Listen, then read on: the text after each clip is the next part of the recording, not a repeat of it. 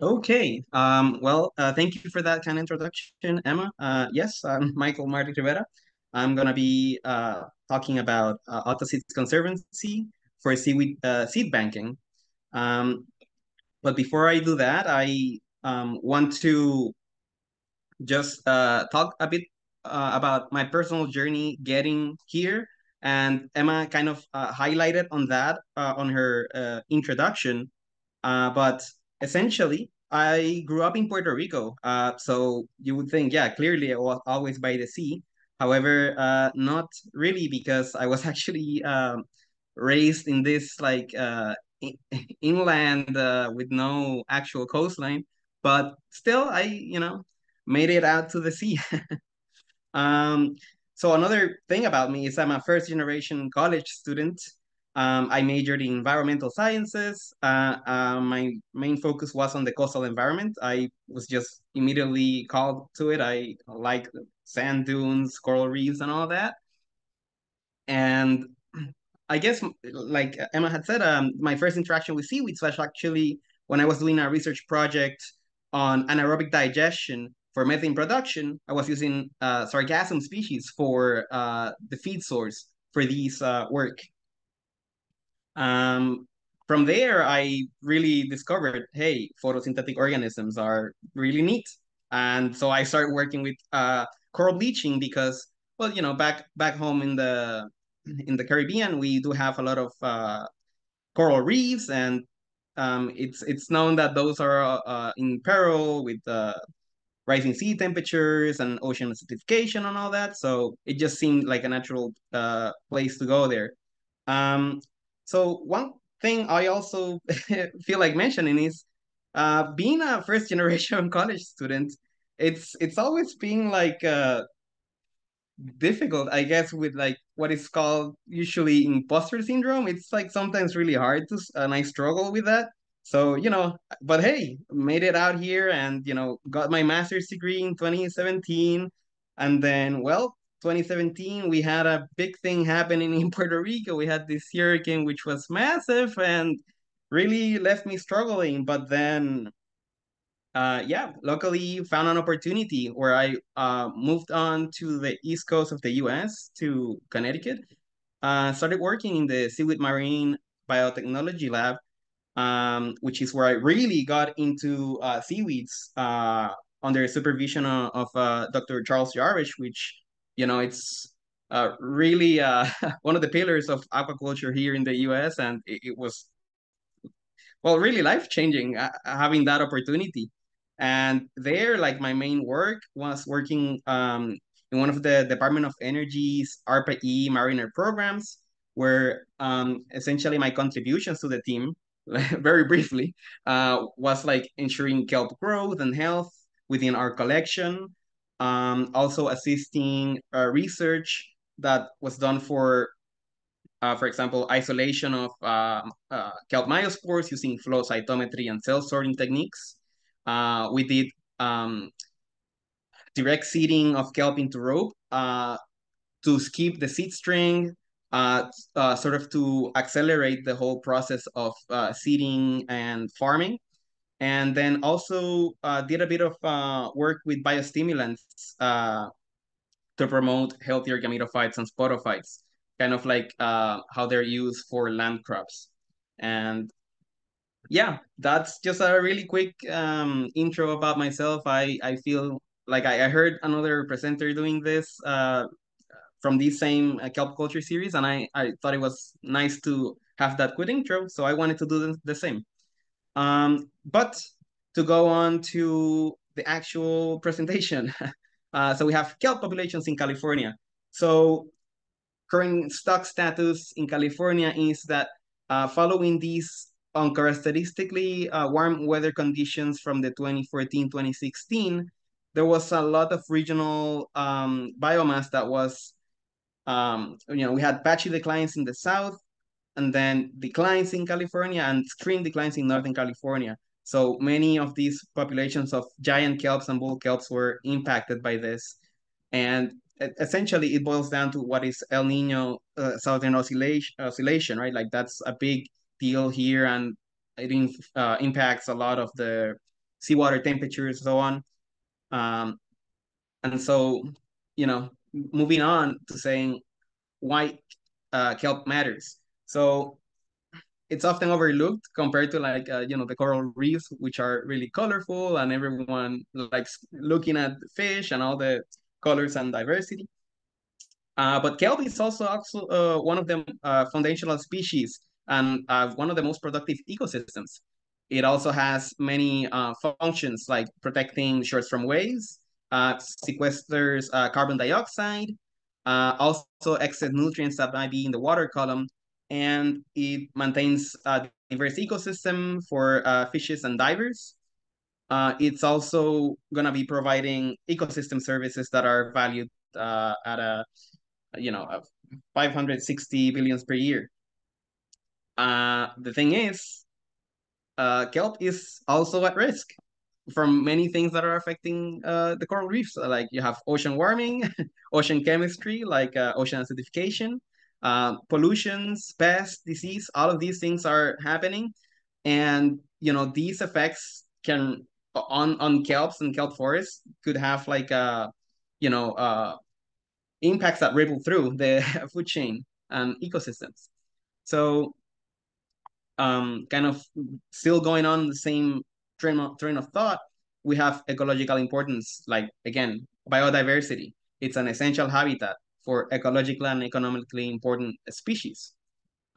It serves as a feeding, breeding, and nursing ground for many of these organisms. It also, like I said, had ecosystem services, essentially absorbs nutrient and phosphorus, produces oxygen, and reduces CO2, um, which are all like really important services that it just provides. It's just there. Um, but then on another side of things, there's also the mariculture, right? So we here in the US have like really started to get into seaweed farming, and it has many benefits such as being a reliable food source. It is high in protein, vitamins, and iodine. Um, there like being a upcoming industry, there's like opportunity for jobs in coastal communities in the aquaculture sector. um, there's also new food products um, to support our population. There is definitely so many chefs like I've met over the years I've been in this, like they make some really interesting things with seaweeds, and it's also like just general products that are being manufactured and produced. Uh, so it's all coming along. um, but another thing about seaweed farming is that it's also a sustainable crop. It does not require fertilizer or fresh water for growth, which are two big impacts of what goes on land based agriculture. Um, and yeah, it doesn't even use land, so you can have that land for many other uses. um, and so AltaSeads Conservancy, essentially, I have it here as a 4 points of like goals and our missions that we're trying to focus on. So I'll go one by one. We have seed banking, essentially to build and develop macroalgal collections and expertise. We want to do that for many different kelp species, and we also want to develop a collection of beneficial microbes, um, and create a database for these that is going to be accessible for people. Um, then we have distribution. So there we have like disseminating these holdings and transfer expertise of what we've known and learned about our collection. Um, and this is important for the next 2 points. Like distribution would mean simply developing standard operating procedures and material transfer agreements so that our material can be going to where it's needed, and so that we can have traceability of where things are, where they came from, and where they will go. And now going to restoration, which is like one of the parts that stems from distribution. Well, we want to enable stakeholder communities that are pursuing sustainable ocean restoration. We want to be able to give out material to people that are trying to restore any population that might have been impacted by any of these climate situations that I've mentioned earlier. Uh, and then also we have farming, which we are also hoping to be able to support economically viable mariculture with breeding and farming in mind. Again, just bringing our expertise and really trying to make the most for everyone that is involved in anything seaweed related. And now that's like the four main points about AltaSeads Conservancy. Um, like it was mentioned earlier, I am more on the seed bank curator side, so I'm gonna focus more on that on my talk. So I will go on and talk a bit more about it. AltaSeads Conservancy, we develop and maintain kelp gametophytes, and it's what we call seed banks of West Coast species that have opportunity for restoration and mariculture. So currently, we hold in our collection several species, and I'm not gonna go over them all, but here we have a sample of what we currently hold. Um, Currently, we're at 1,059 individuals here in collection, and just right here quickly, we have some pictures, just so you see what the Spotify life stage is for many of these that we have currently in collection. So, we have feather boa, egregia, bull kelp, the anaerobic, uh, elaria, which I think it's ribbon kelp, uh, pelagophycus, microcystis, of course, and then the other ones like posteltia is the sea palm. Um, yeah, so these are just some of them I just wanted to show. I think it's important for people to know what it is, what these kelps are. uh, and then here's our current map of where our collection is coming from. um, so these right here are just the genus of all these collections, and here in the map you'll see that most of our collection is actually coming from California, just that down here. However, we do have some from Canada, Alaska. We have some from China, and then also Australia. And I should mention that from our collection, we did uh, recently receive a good subset of cultures from an old collection from well, I guess a legacy collection from Mike Nuschel, who was doing amazing work uh, on on on kelps in general. So we recently added like I something like 400 of them, and it's really impressive to just have these historical strains now in our collection. Yeah, so to move on about some of the main components of AltaSeads Conservancy, at least from my viewpoint as a seed bank curator. So we have 3 points that are crucial for me, and that is seed banking, of course, aquaculture, and then breeding tools. Yeah, so we have the seed bank. So a seed bank holds and ensures certain species kept in appropriate conditions, right? So ensures that seeds are viable and that we can have them again available. So sort of similar to land seed banks, where they have actual seeds that they keep stored in appropriate conditions. Um, so in our organization and how we keep our seeds is actually we have a life stage of the kelps that is called a gametophyte. But we simplify it as a seed, um, sort of to make it more akin to what a seed bank is for like land crops. um, so these gametophytes that we keep, they can be cataloged and maintained for decades. And like I had mentioned earlier, we do have a rigorous database management for these. So we always have the most up-to-date data on where they came from, conditions, ideal conditions for growth or for just low growth or maintenance, and um, wherever they might go, and uh, essentially all the possible things that could happen to these strains that we have in our collection in these small tubes that I show here. Um, So that is essentially for seed banking.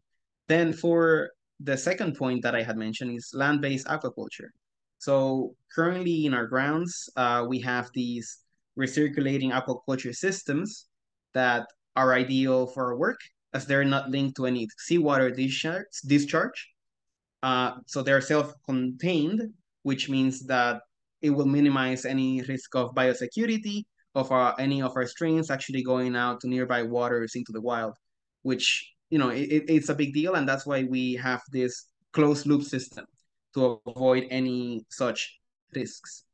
So essentially is we have this really neat uh, aquaculture systems. We have like 10 of these 500 gallons. And then on the back here, we have like 14 of these 200-gallon ones. We have some other equipment back there. And essentially, this would be available for just general biomass growth.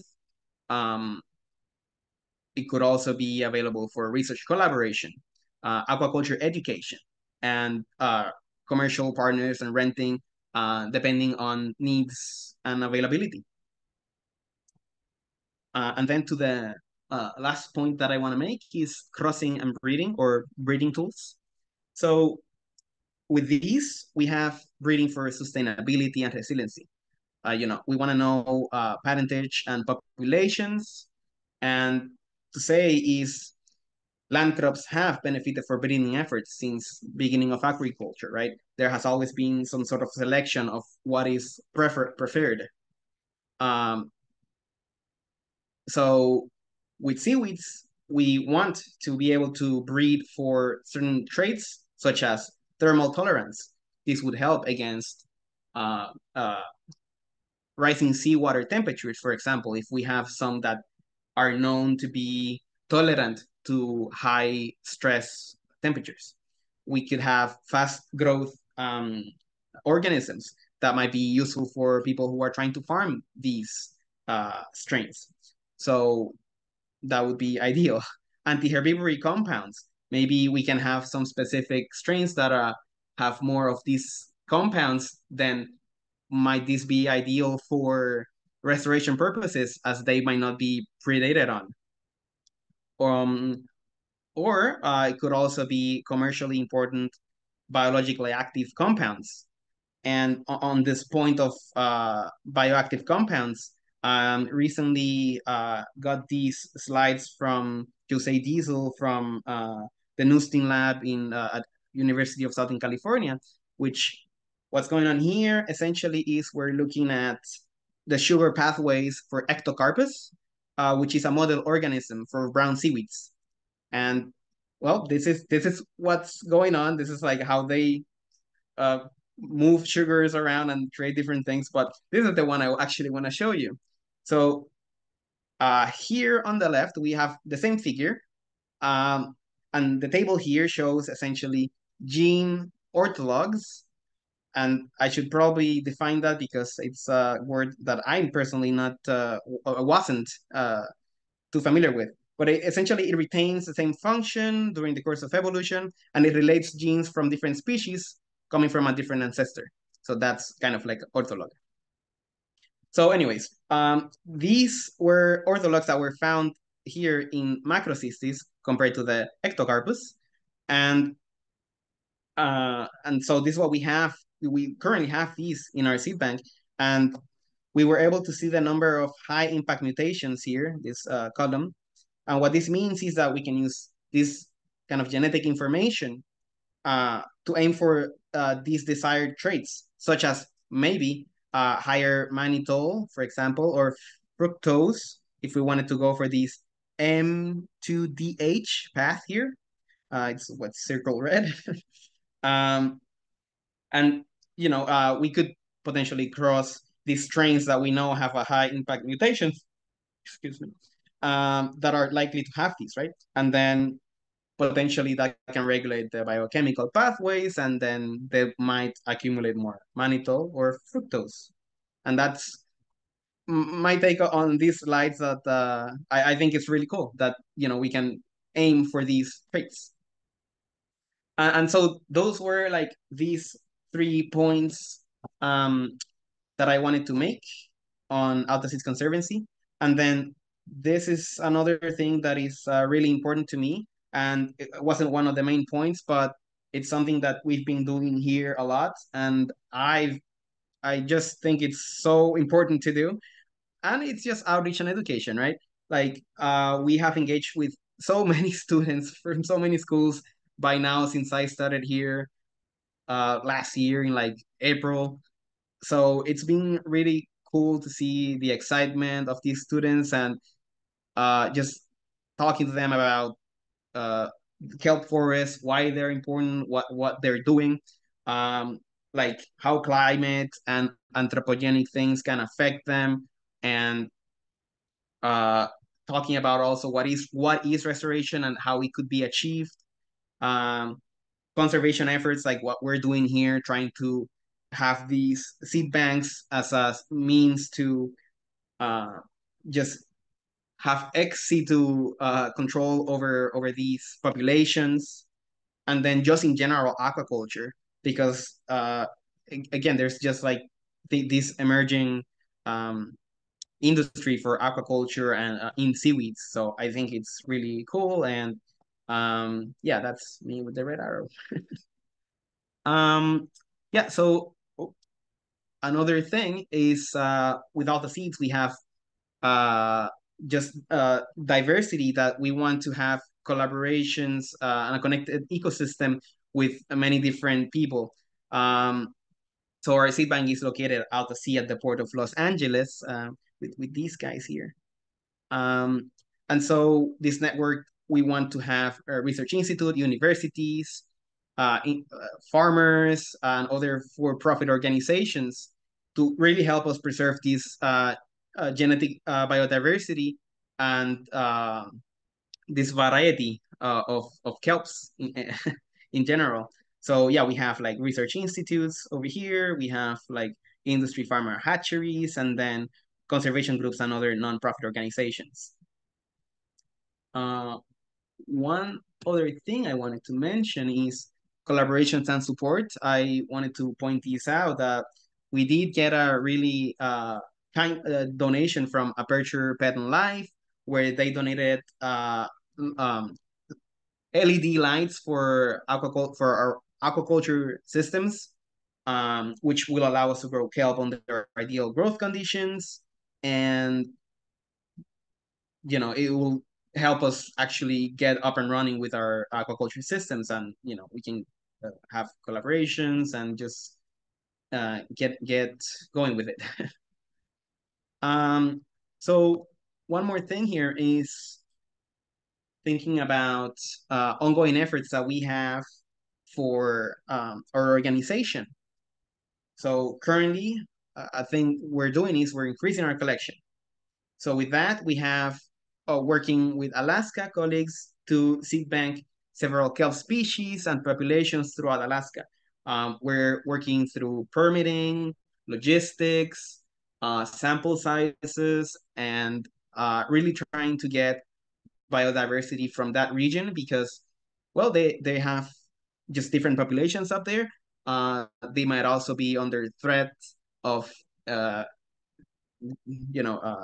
seawater temperature changes or ocean acidification, and they are also like a big emerging industry for the mariculture of it all. So that's going on. Then we're also receiving some kelp reproductive tissues from here within California, and we hope to isolate new strains for that. So we have it available and conserved for potential habitat restoration or any other potential work.